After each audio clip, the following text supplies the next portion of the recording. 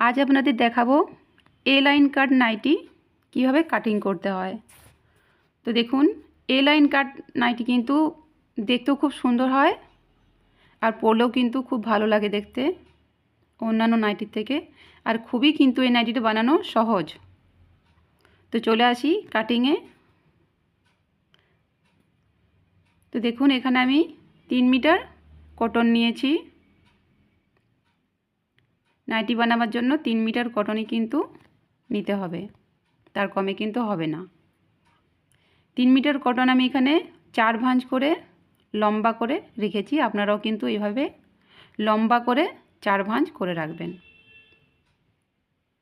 দেখুন, আমার সামনের দিকটা জয়েন্ট সাইড, আর এই দিকটা দেখুন খোলা সাইড। 1টা 2টা 3টা 4টা আছে। ওপরের দিকটাও কিন্তু খোলা সাইড, ওপরের দিকেও 4টায় আছে। দেখুন 1টা 2টো 3টা 4টা আছে। এরপর কটনটা আমি নিচের দিকে নামিয়ে নিচ্ছি। কাটিংটা আমাদের ওপরে করতে হবে।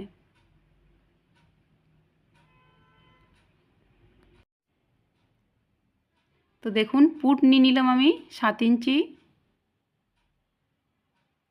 আর্ম নিয়ে নিলাম আমি 7 ইঞ্চি,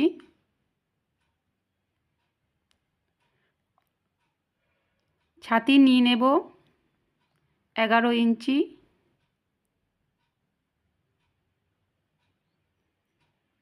ছাতি 11 ইঞ্চি নিয়ে নিলাম।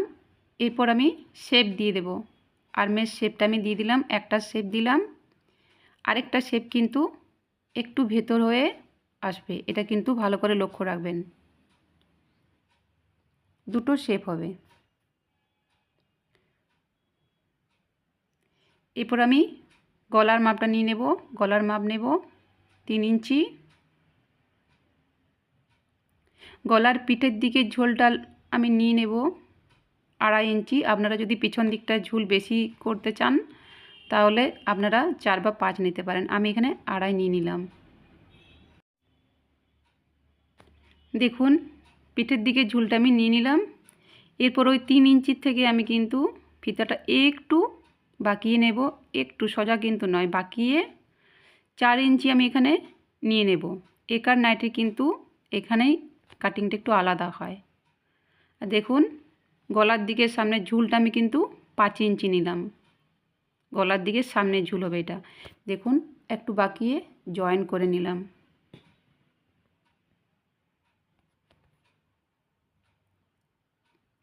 এবার দেখুন, ওইখান থেকে 7 ইঞ্চি আমি দাগ করে নিলাম। 7 ইঞ্চি যেখানে দাগ করলাম সেখান থেকে আমি 10 ইঞ্চি নিয়ে নেব। 10 ইঞ্চি নিয়ে নিলাম, দাগ নিয়ে নিলাম। এবার আমি এটা জয়েন করে দিলাম ওপর থেকে নিচ অবধি। এরপর আর কিন্তু কাজ নেই, শুধু একটাই দাগ টানতে হবে। ওইখান থেকে সোজা দাগ টানবেন না, একটু বাঁকিয়ে বাঁকা করে পুরো ছিটটা নিচে নিয়ে নেবেন। দেখুন, আমি কিন্তু পুরো ছিটটা নিচের দিকে নিয়ে নিলাম, একটু দাগটা বাঁকা হবে।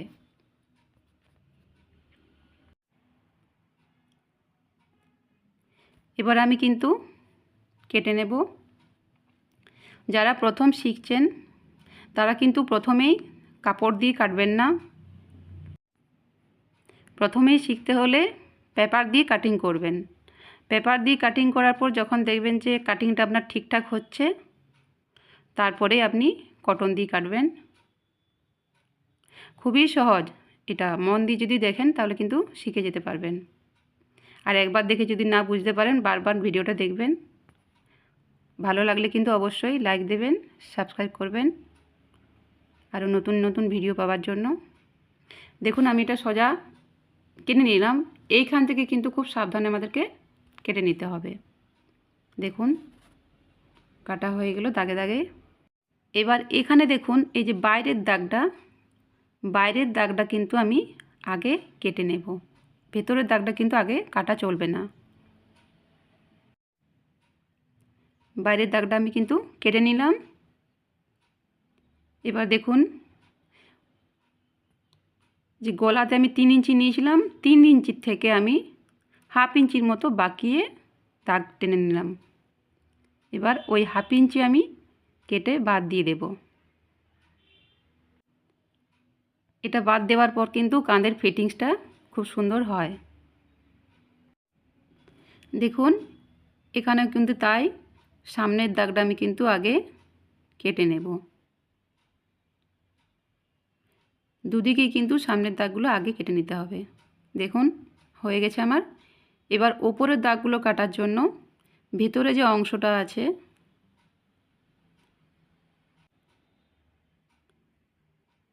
দেখুন, ওই যে ভেতরের অংশটা সেটা কিন্তু একটু বের করে নিতে হবে। তারপর উপরের কটনটা আবার ঠিক করে বসিয়ে নিতে হবে।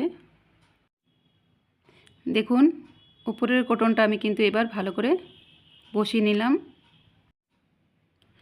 দেখুন দাগে দাগে কিন্তু এবার আমি কেটে নেব। দেখুন কেটে নিচ্ছি দাগে দাগে।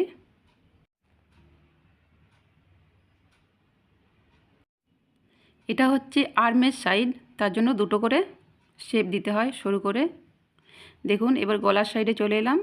সামনের দিকে যে ঝুলটা দাগটা সেটা আমি কিন্তু কেটে নিচ্ছি। দেখুন দাগে দাগে কিন্তু আমি কেটে নিলাম।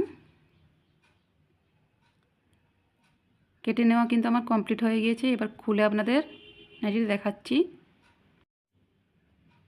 এই কাট নাইটি কাটিং কিন্তু খুবই সহজ, ভালো করে দেখলেই কিন্তু শিখে নিতে পারবেন।